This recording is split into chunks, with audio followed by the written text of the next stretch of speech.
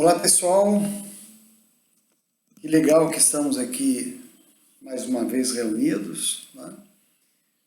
Meu nome é Cosme, eu sou trabalhador da Casa Espírita Cristã Dr. Bezerra de Menezes, aqui em Caraguatatuba, São Paulo.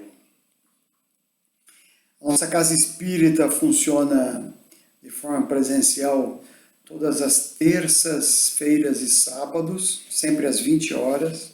A gente tem uma palestra, aí depois você recebe um passe e toma uma água fluidificada. Nesses mesmos dias nós temos o que chamamos de atendimento fraterno. Se você precisar conversar com alguém, desabafar, tirar algumas dúvidas, né? Uma conversa assim mais reservada, né? Nesses mesmos dias, só que a gente pede para chegar às 7h30 da noite, um pouco antes, né, da palestra. Nós também temos os nossos cursos, que são às quartas-feiras, às 20 horas. Né? Você pode começar o curso em qualquer momento do ano, não tem início e término de ano letivo. Você pode começar na próxima quarta-feira a fazer o curso. Né? Nas terças-feiras à noite, nós temos também o trabalho de evangelização das nossas crianças. Né? Trabalho infantil com os adolescentes. Enquanto o papai e mamãe assistem a palestra, as crianças estão lá em cima conhecendo um pouco do Evangelho, do Cristo.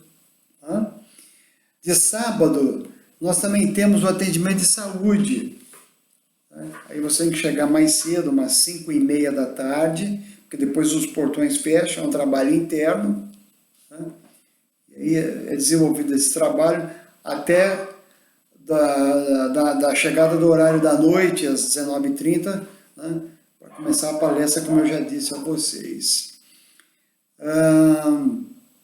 Nós temos um trabalho importantíssimo, que é a assistência a 38 famílias, né, que nós montamos cestas básicas. Então, a gente sempre pede, né, que vocês nos ajudem para que a gente possa ajudar essas famílias carentes aqui da nossa região. Vamos então fazer uma prece. Então, vamos nesse momento elevando o nosso pensamento a Deus e a Jesus, apenas agradecendo essa oportunidade de estarmos aqui, mesmo que virtualmente, mas de corações unidos, para que possamos aqui conhecer, estudar um pouco mais o Evangelho e conhecer um pouco mais a nós mesmos. Que assim seja. Graças a Deus, graças a Jesus. Amém. Olá pessoal, mais uma vez, que bacana, né?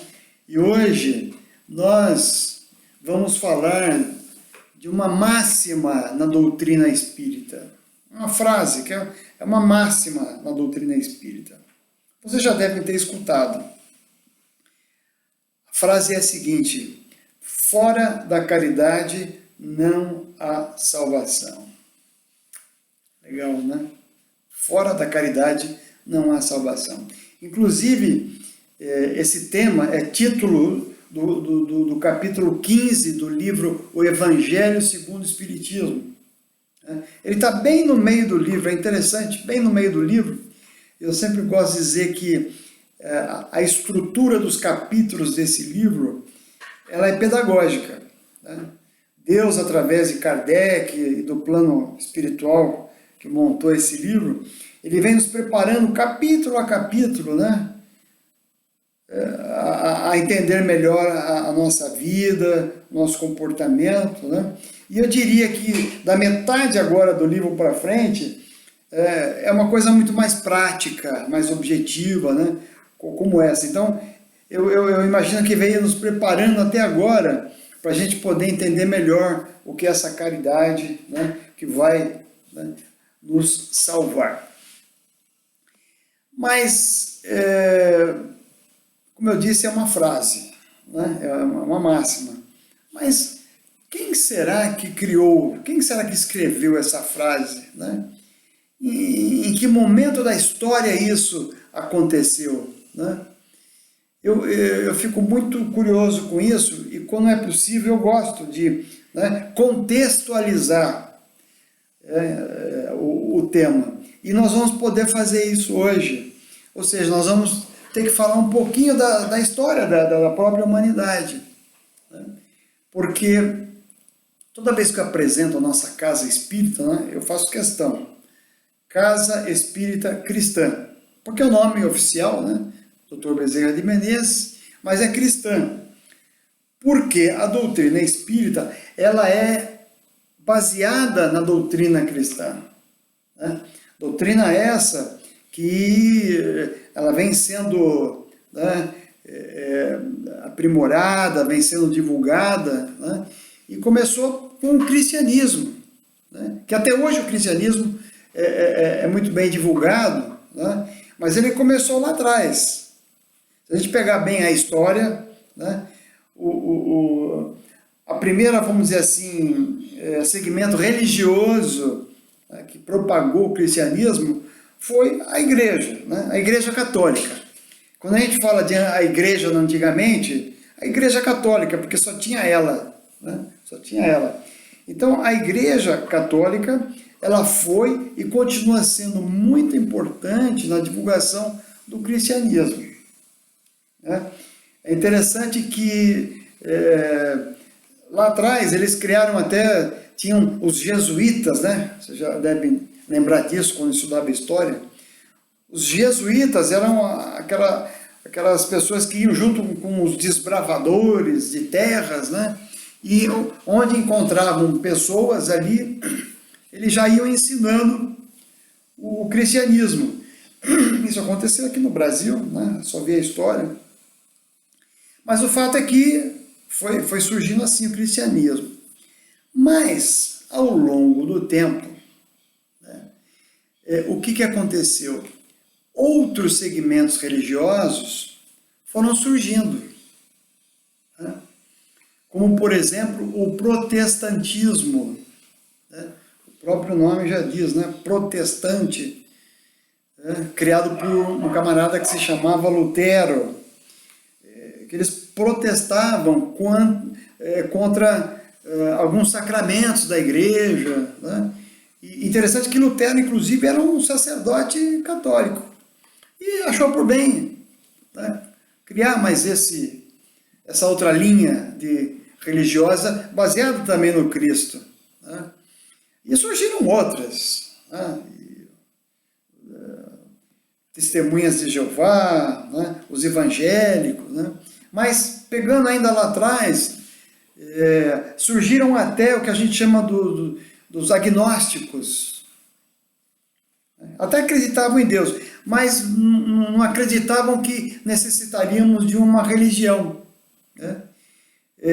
Outro movimento que surgiu lá atrás também, até o ateísmo, né? O ateu, ou seja, aquela pessoa que não consegue ter a figura de Deus na sua vida. Isso foi surgindo, né? Então, lá para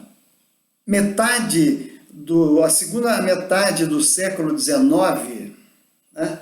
Estamos falando dos anos 1850, mais exatamente, né?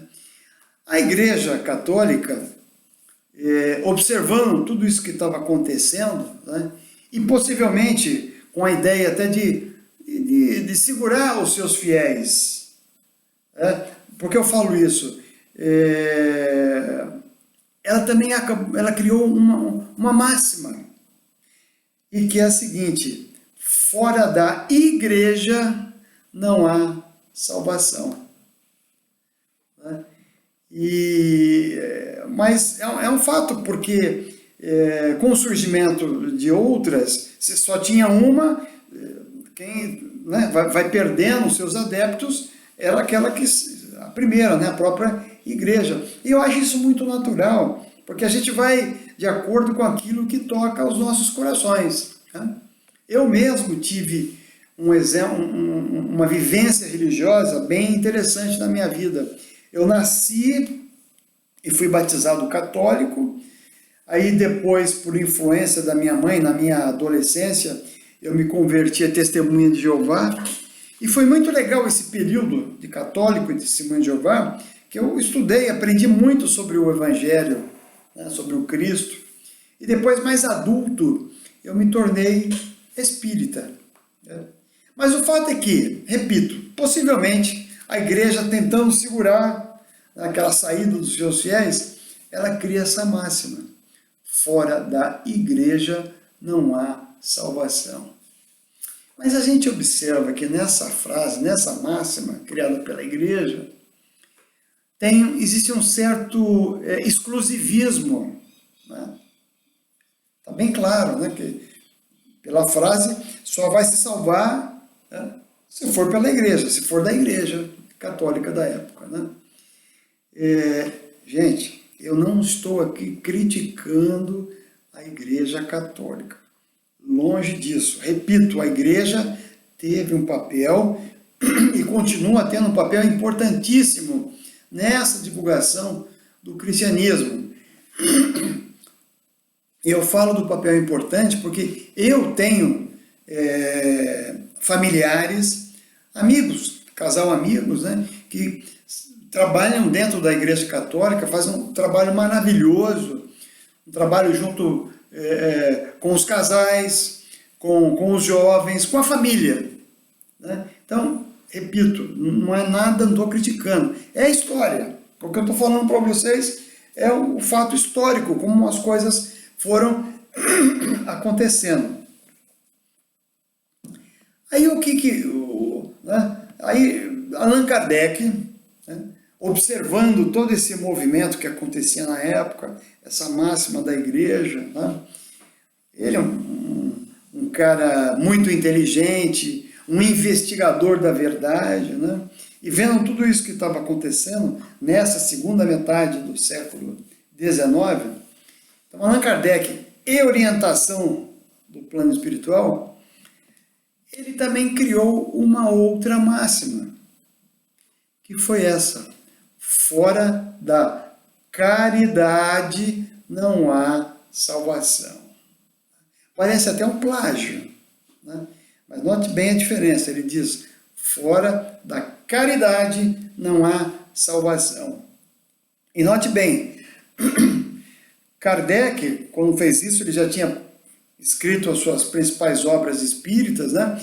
E vivíamos na época o que conhecemos como a Inquisição. O que acontecia nesse período, né? Por exemplo, os espíritas eram pessoas consideradas como adeptos do diabo, do Satanás. E bruxos, né?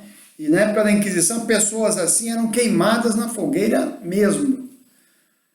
E o material que elas produziam. Então era esse o contexto também que a doutrina espírita estava surgindo e que Kardec observava toda essa situação e cria essa frase.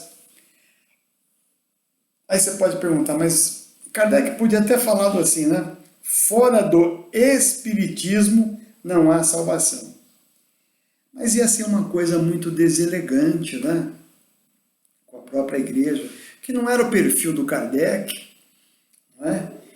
Porque essa caridade que nós estamos falando é a caridade cristã, é a caridade que a doutrina espírita vem nos ensinar, que nós estamos falando do amor, nós estamos falando do bem, de praticar o bem ao próximo. Talvez a frase até poderia ser: fora do amor não há salvação, fora do bem não há salvação. Mas acho que ele foi muito bem intuído com essa palavra, que ela foi bem abrangente, né? Que é a caridade. E a gente vai hoje falar bastante sobre essa caridade. Eu tenho como meta, nesse bate-papo com vocês hoje, se pelo menos uma pequena parcela de vocês saírem, né, no final do nosso encontro entendendo essa caridade cristã, eu me dou por satisfeito, né?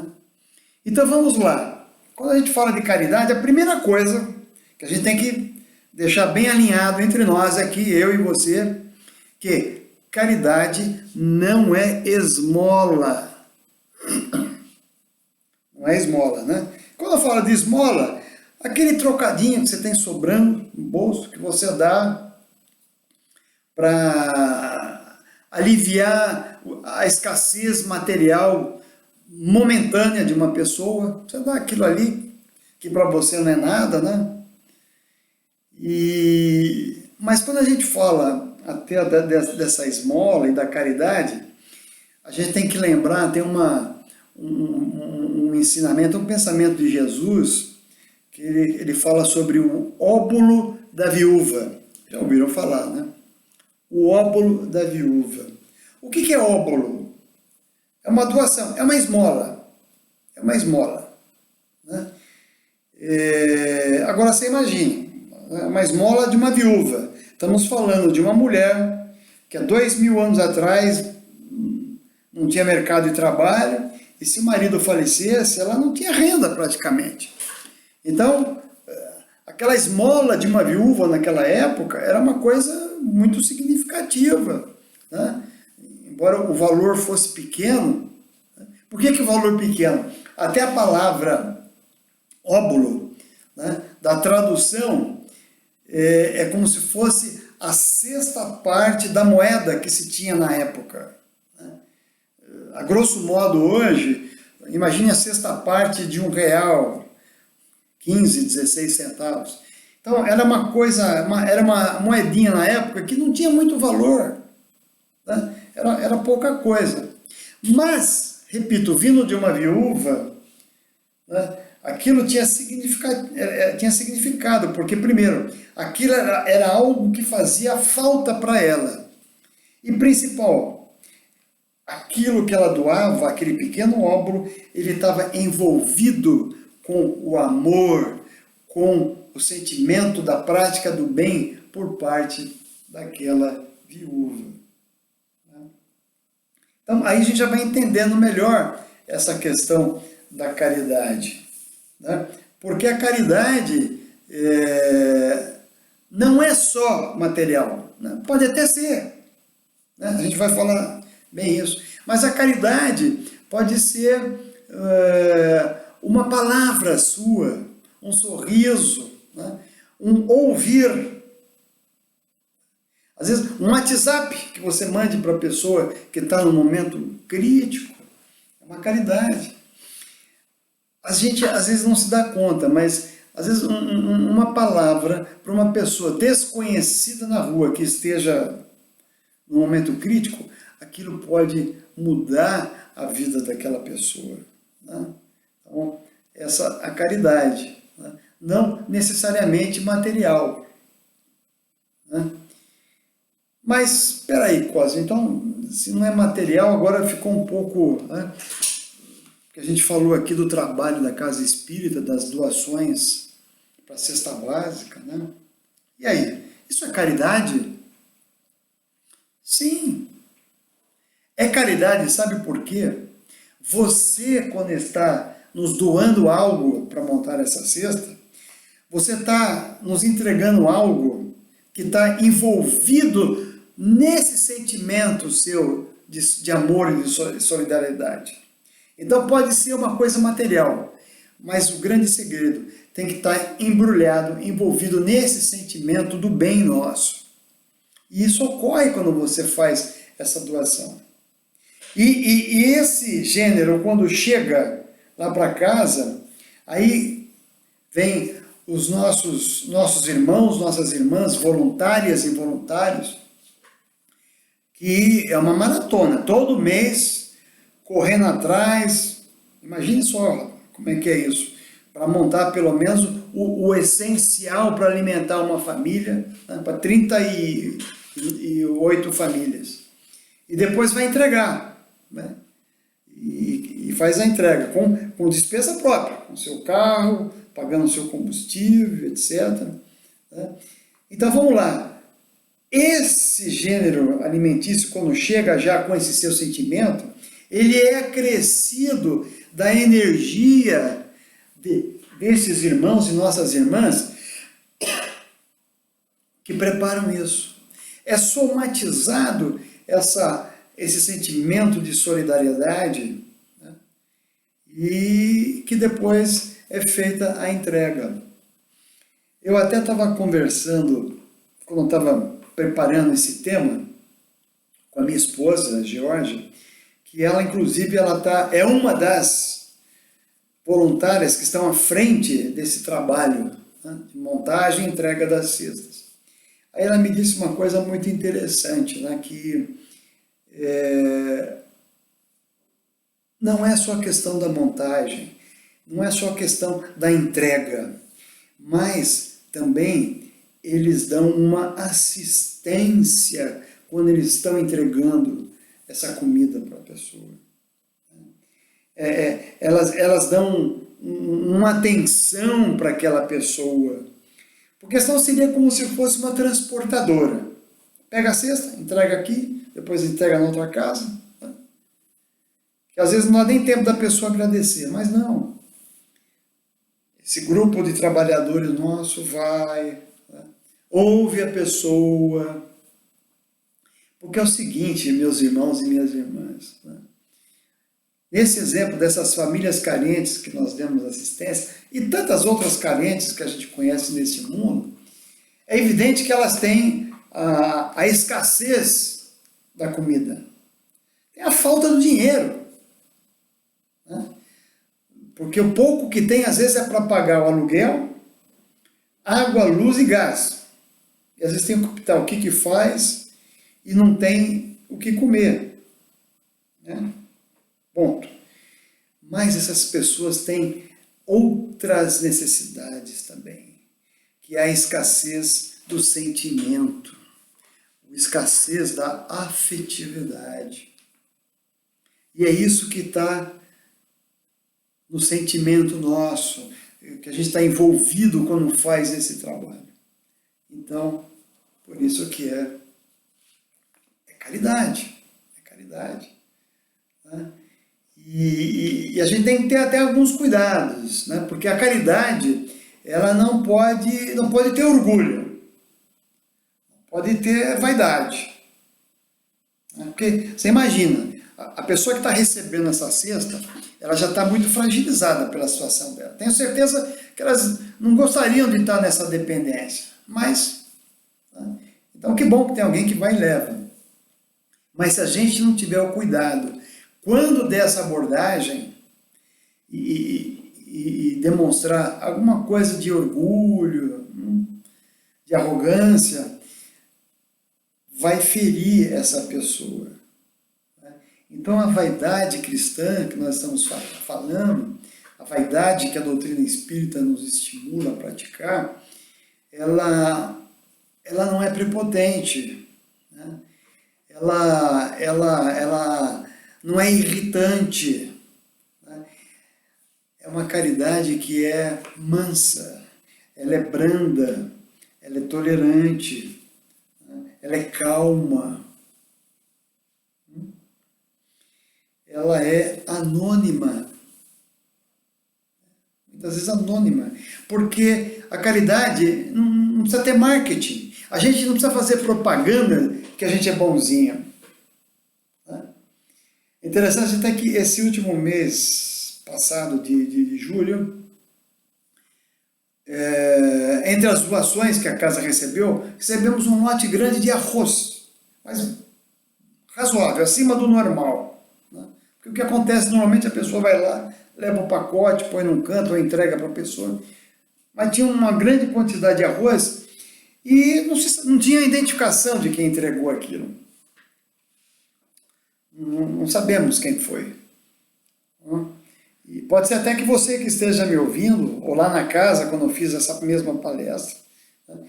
Mas essa pessoa, com certeza, prefere continuar no anonimato, porque a caridade, ela é íntima, como diz, não precisa fazer propaganda.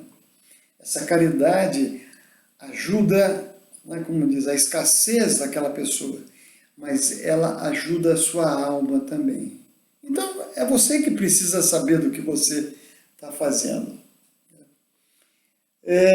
Quando eu estava até pesquisando esse tema, sobre caridade, né, que a gente está falando bastante primeiro, eu descobri um livro espírita, até pouco conhecido entre nós, né, eu pelo menos não conhecia, um livro pequeno.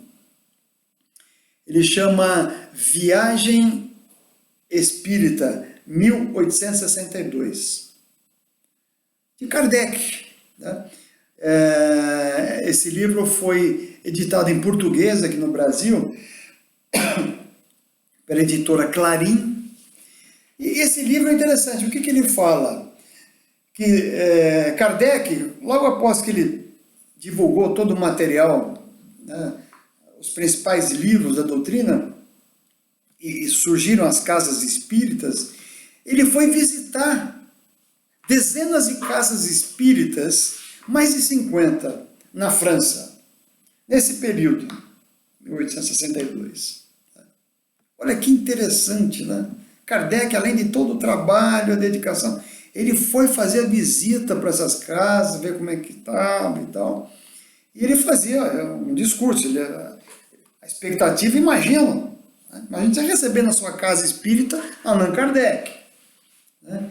E ele fazia os seus discursos, e nesse livro tem 3 grandes discursos bacanas. Mas além desses discursos, tem ali no livro também uma coisa que eu falo, como se fosse uma proposta de regimento interno de uma casa espírita. E que Kardec levava isso nessa visita. Olha que coisa doida, 1862. Tá? Mas o que eu achei mais interessante que eu descobri ali é que Kardec falava, né, que a montagem de uma casa, espíritas são com pessoas da sociedade, com grupos, né, e nós, como somos pessoas passíveis de erro, de vaidade, pode ocorrer que tenham grupos divergentes dentro de uma casa espírita. Aí ele fala assim, exatamente assim, em havendo dissidência entre 2 grupos numa mesma casa espírita, ele diz que nós devemos dar mais atenção para aquele que comprovadamente estiver praticando maior caridade.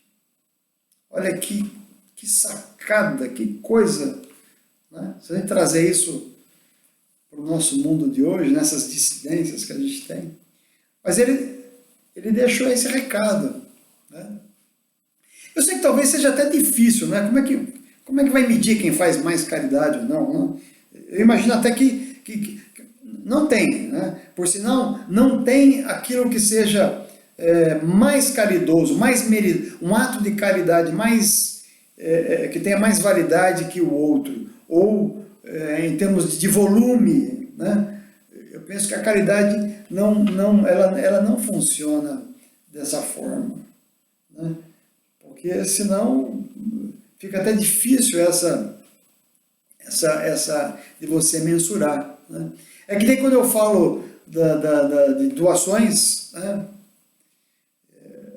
De repente você está lá com o seu óculo que a viúva dava, suas moedinhas, ou você tem um pouco mais sobrando, né?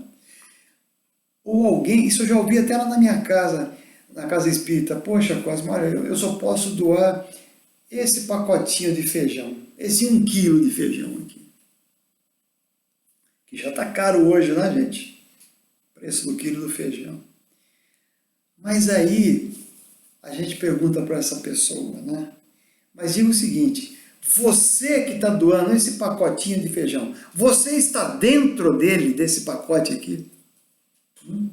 Será que dentro desse pacotinho de feijão tem uma pitada do seu tempero de amor, de solidariedade?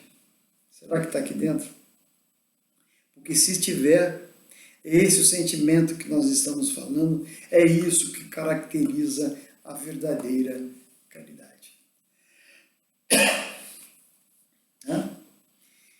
Vamos falar um pouco mais de caridade hoje. Eu quero que a gente entenda isso. E o que eu vou falar agora está inclusive neste capítulo 15 do Evangelho segundo o Espiritismo. Tem lá, no final, tem lá a instrução dos Espíritos. Por sinal, uma coisa que me agrada muito neste livro, o Evangelho segundo o Espiritismo, que ao final de quase todos os capítulos, nós somos presenteados, né, com essas pérolas, né, com essas instruções de espíritos que estiveram aqui, estão lá no plano espiritual, e vem dar esse depoimento. E nesse capítulo tem a instrução de um espírito que nada mais, nada menos do que Paulo, o apóstolo Paulo. Né? O texto até é grande, mais de uma página, não vou ler aqui. Mas pela característica literária você vê que era de Paulo, efetivamente. Mas vou tirar a essência do que está ali. Né? Ali Paulo nos diz o seguinte, que esse lema, né, fora da caridade não há salvação, ele compara, ele fala que é como se fosse uma viagem pelo deserto, onde o destino seria a terra prometida. E que nesse percurso nós teríamos estacas, como se fossem muralhas da caridade. Gente, ele faz uma comparação muito legal aqui. Porque veja bem, quando a gente fala de viajar pelo deserto até a terra prometida, do que nós estamos falando? Do Êxodo. Tá? Do Êxodo. Além de ser uma parte da Bíblia, né? Um trecho da Bíblia, Êxodo, inclusive, traduzindo, significa libertação, é aquela passagem em que Moisés, orientado por Deus, pelo plano espiritual, vai lá no Egito e leva aquele povo que eram escravizados pelos os romanos na época, eram escravos. Então ele sugere a libertação daquele povo até uma terra que seria a terra prometida, todo mundo já ouviu falar isso, né? Só que é uma viagem que seria pelo deserto, uma viagem difícil, uma viagem longa, 40 anos. E o que isso tem de simbolismo agora com essa nossa reflexão sobre a caridade e a salvação? Olha que interessante, vamos agora falar de simbologia, né? Tem então a história, né? A saída do Egito para a Terra Prometida. Simbolicamente, o que seria o Egito nosso hoje? O Egito nosso hoje é a escravidão que nós temos dos nossos pensamentos, a escravidão que nós temos das nossas más tendências. Esse é o nosso Egito. E que a gente quer se libertar disso. E é para isso que nós estamos nessa vida aqui, exatamente hoje. Nessa viagem, nessa longa viagem, né, cujo destino é a Terra Prometida. O Egito, até então, na época, era um local geográfico. Hoje, simbolicamente, já disse, é a nossa escravidão do pensamento. Mas a Terra Prometida também não era um espaço geográfico. E que muitos não entenderam, e alguns não entendem até hoje. Estão procurando essa Terra Prometida. Essa Terra Prometida é o momento em que a gente se encontra com o Evangelho do Cristo.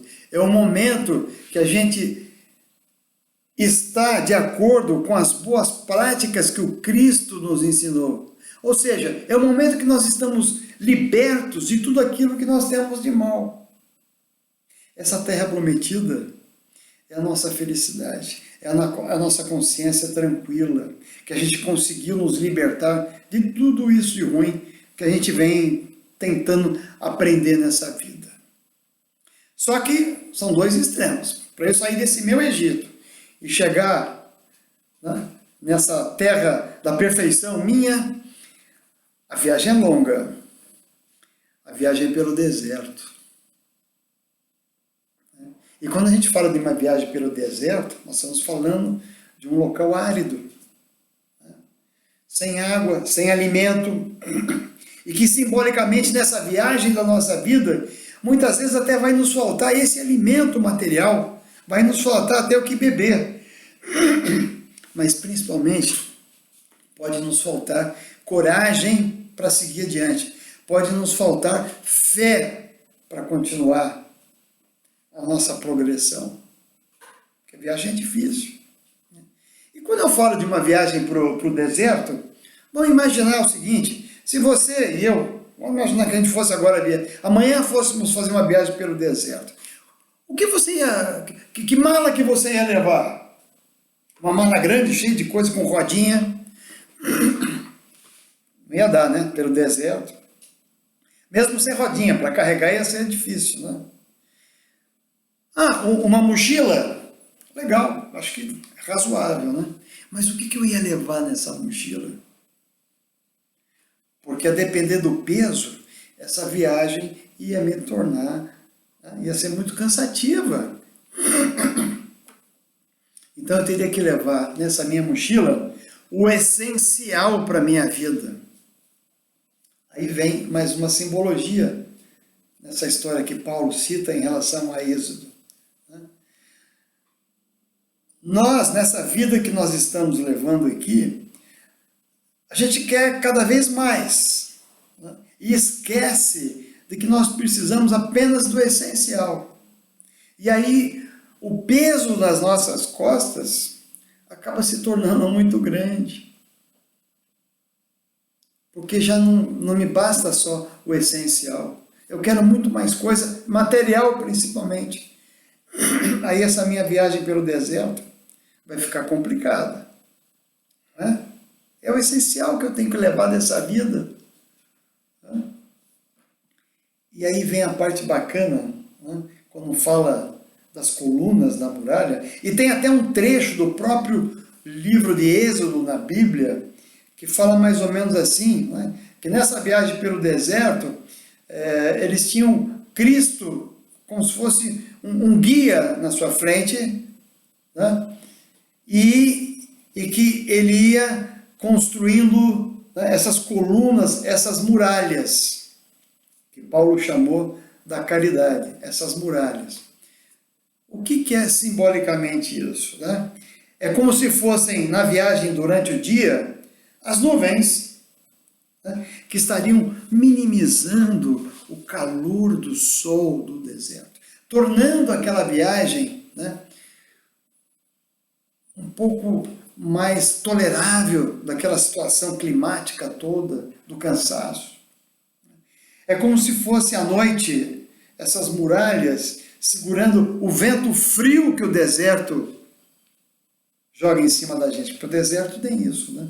De dia um calor imenso e à noite um frio com vento gelado. Então, é como se fosse Cristo com essas muralhas nos abrandando a nossa viagem. E aí, essa simbologia maravilhosa, eu diria que é a cereja do bolo, que Paulo comenta no livro do Evangelho segundo o Espiritismo, que seria a caridade, né?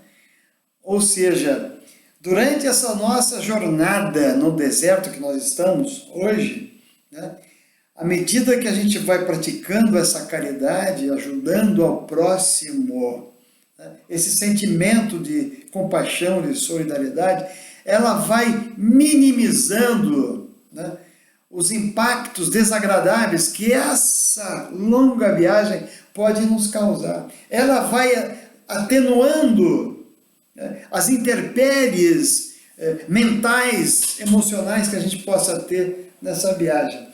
Olha que comparação maravilhosa que é isso, né? Por que ele fala tudo isso? Porque muitas vezes a gente pode até uma hora desistir. Está muito difícil isso aqui. Né? Vocês imaginem, vocês acham que ninguém desistiu daquela viagem pelo deserto lá com Moisés? Muitos. Né? Chegava Moisés e dizia, olha, escuta, cadê essa terra prometida? Né? Estamos com fome, com sede. Vou voltar para o Egito, porque pelo menos lá eu tinha pão e água. E isso simbolicamente acontece com a gente. A gente acha que essa nossa viagem está difícil, fala, não. e a gente se engana, voltando a se escravizar das nossas fraquezas, a se escravizar das nossas más tendências, achando que aquilo vai nos alimentar. E aí desistimos. É essa a grande mensagem.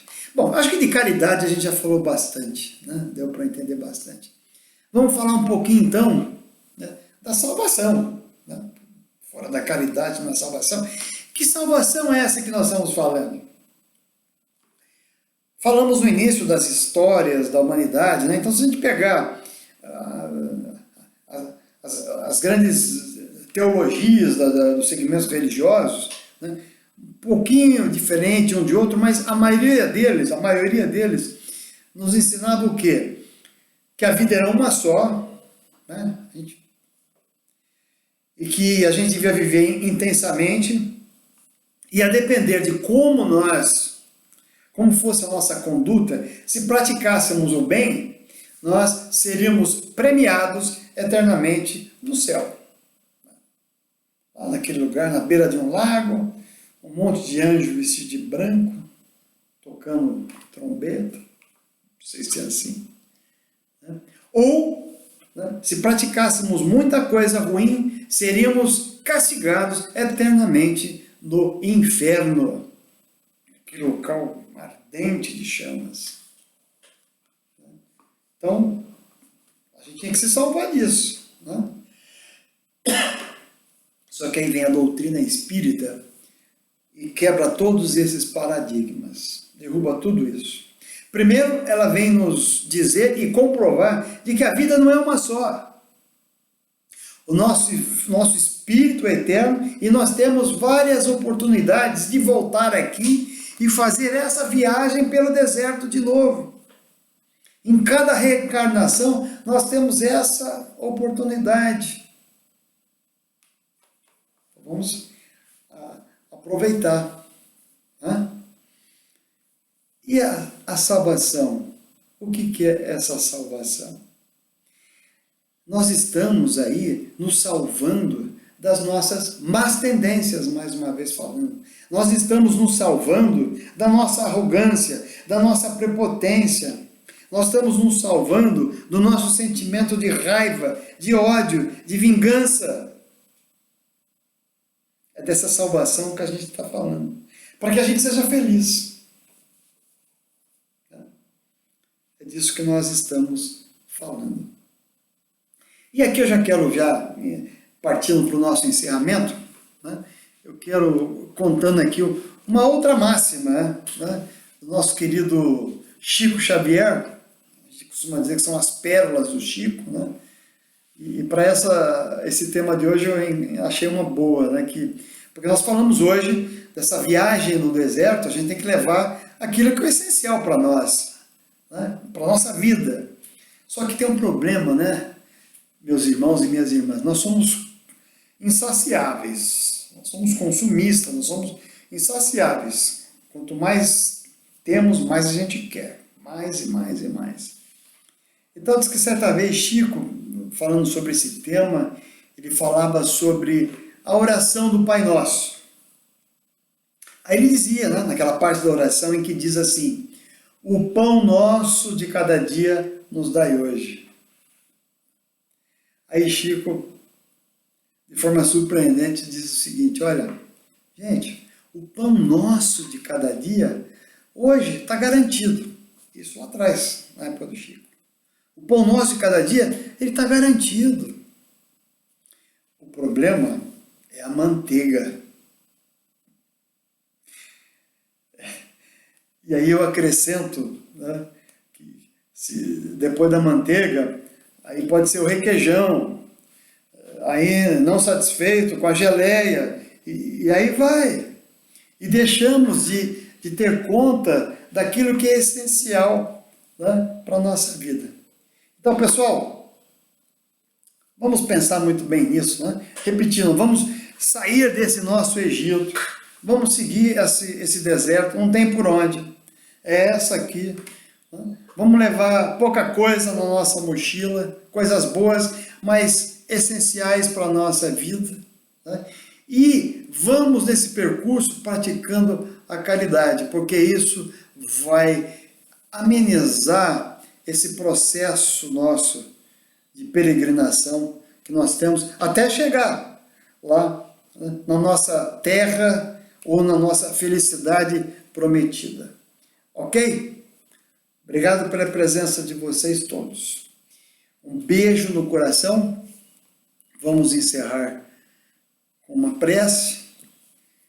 Vamos agradecendo ao Pai querido por tudo que nos intuiu a falar, a tudo que nos intuiu a refletir, a cada um de vocês que estão nos ouvindo. E agradecer, Pai, acima de tudo, por esse deserto que nos é oferecido a cada dia. Esse deserto, embora nos pareça árido, mas sabemos que ele é acompanhado pela amorosa assistência de Ti, ó Pai, pela amorosa assistência de Jesus e pelos nossos bons espíritos que nos acompanham. E assim, então, pedimos permissão para encerrar temporariamente esse nosso encontro.